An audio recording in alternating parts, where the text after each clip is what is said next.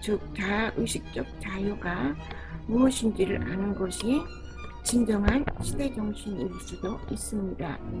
그리고 그런 시대적 사명이 지구의 여성들에게 주어졌다는 것을 상징하는 것이 자유의 여신상이 아닌가 합니다. 그녀의 손에는 지혜의 책과 영혼적 자유를 의미하는 횃불이 높이 들려 있으니까요. 내면적 자유란 쉽게 말해서 자존심이 아닌 자존감을 지닌 사람들에게만 허용되는 것 아닌가 합니다. 자만심이 아니라 자존감을 가진 사람이 원만한 개인 관계를 만들 수 있고, 그런 개인들이 모인 사회가 안정적이고 발전적인 사회가 된다는 것을 이해할 수 있습니다. 21세기 문명에 도달했다고 하지만 우리는 아직 소행성과의 충돌이나 우주의 불량한 집단으로부터의 침투도 예방할 수 없는 수준입니다. 그래서 진화라는 단어를 자주 쓰는데, 구체적으로 말한다면 인류의 자아의식적 진화가 필요하고 과학문명적 진화도 필요한 것입니다. 먼저 자아의식적 진화를 생각해 보면 우리는 지금까지 종교에서 가르친 대로 나면서부터 죄인이요, 스스로 자신을 구원할 능력도 없는 무력한 존재라는 자괴적 집단의식 속에서 살았습니다. 예수님이 아니라 사도 바울의 논리였지만 원죄론이나 대속론 등이 그 원인자 역할을 했던 것이지요. 그래서 구시대의 종교에 매달릴 때가 아니라는 것입니다. 그에 비해 이제는 나 자신을 사랑하자, 자신을 사랑하는 사람만이 남도 사랑할 수 있다는 긍정적 집단의식으로 성장하고 있는 중입니다. 한 단계 더 진화하면 나는 신의 자녀다 라는 개념이 일상화될 뿐만 아니라 실질적으로 초능력도 발휘하는 진화종 인간들이 될 것입니다. 증산 선생은 한국에서 1만 2천 명의 도통군자들이 탄생하리라 했는데 다른 나라들에서도 마찬가지일 것입니다. 그런데 그렇게 자아의식적 성장과 발전이 이루어지는데도 과학적 발전이 반드시 필요한 것이지요.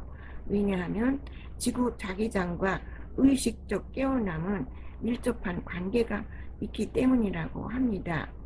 의식적으로 상승되고 깨어난다는 것은 현재 비활성화 상태에 있는 신성의 유전자가 활성화되어야 가능한 일인 것입니다. 유전 소립자들이 전화를 띄고 있다는 사실은 분자생물학에서 입증했고, 그렇기 때문에 지구의 자기장적 영향을 민감하게 받는 것입니다.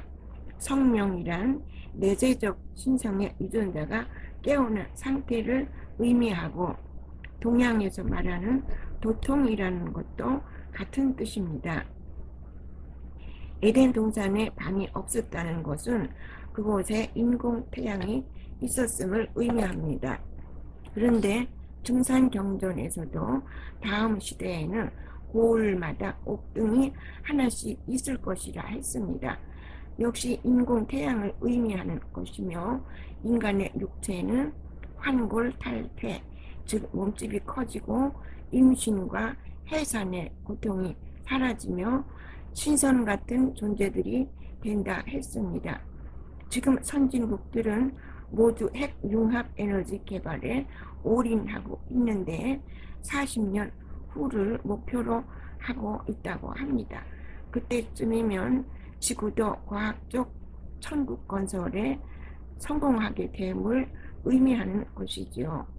우리의 후손들은 애써 명상에 힘쓰지 않아도 신성의 유전자가 깨어나 모두 긍정적 사고방식과 높은 자아의식과 신통력도 발휘하는 명실상부한 천국 백성들이 되어 있을 것입니다.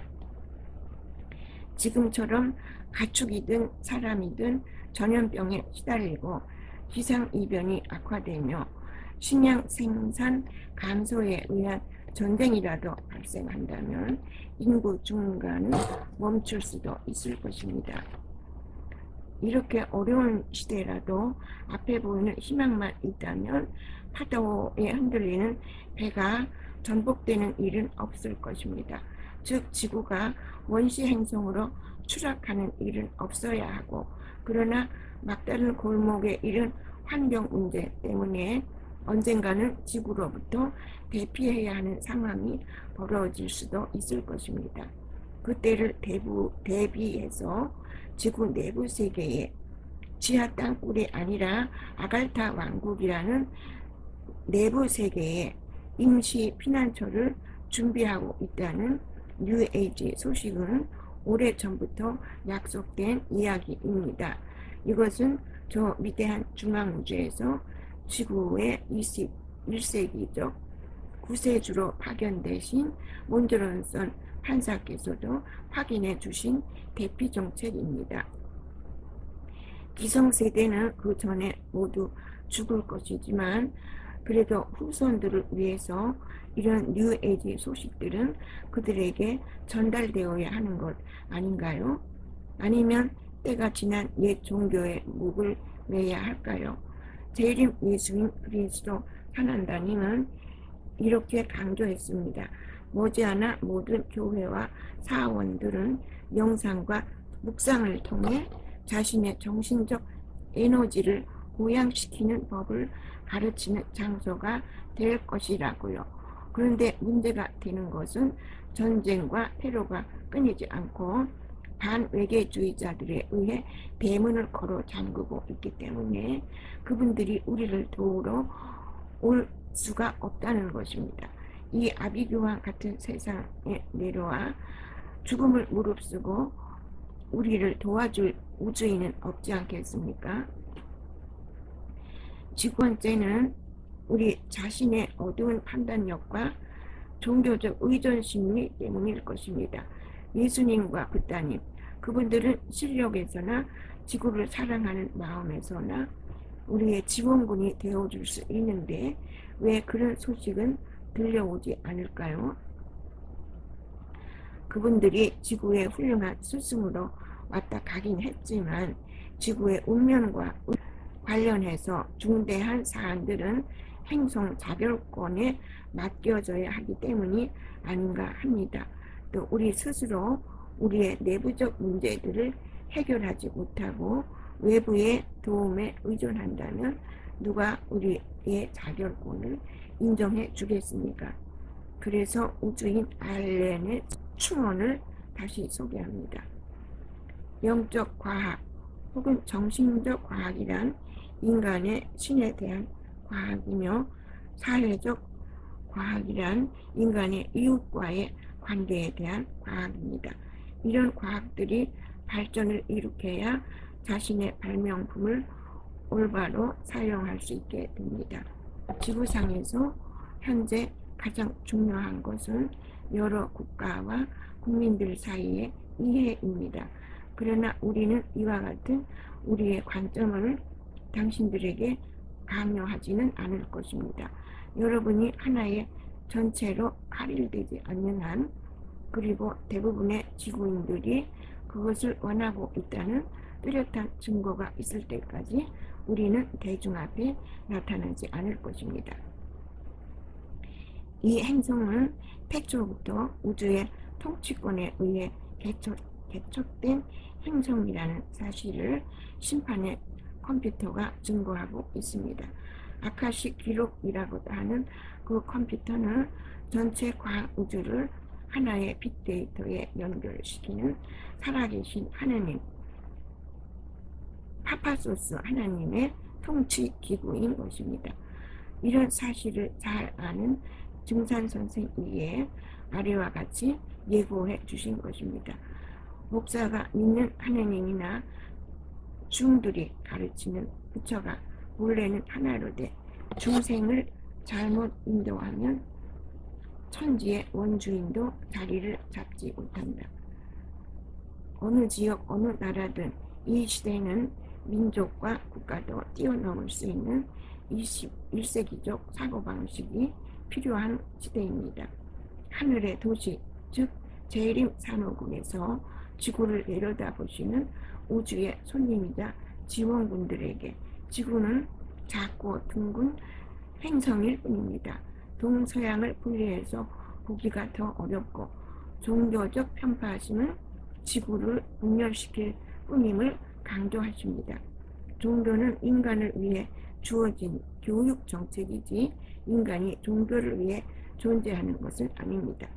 종교는 인간으로서의 기본적 도리인 윤리와 도덕을 가르치자는 것이 목적이고, 진화는 그 인격과 과학 지식을 바탕으로 우주 사회의 이론이 된 지구와 지구 인류 자신을 깨닫는 과정인 것입니다.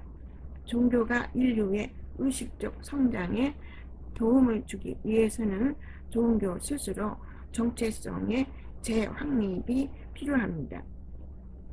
지금까지는 감히 이해할 수 없는 하나님에 대해서 가르쳤지만 이제부터는 이해할 수 있는 하나님을 가르쳐야 하는 것이지요. 과학적 발전이 그런 가능성을 열어준 것입니다. 이상은 지난해 10월에 올린 영상을 재편집했기 때문에 순서가 뒤바뀌었음을 알려드리며 오늘은 여기서 마치겠습니다. 그럼 여러분 안녕히 계세요.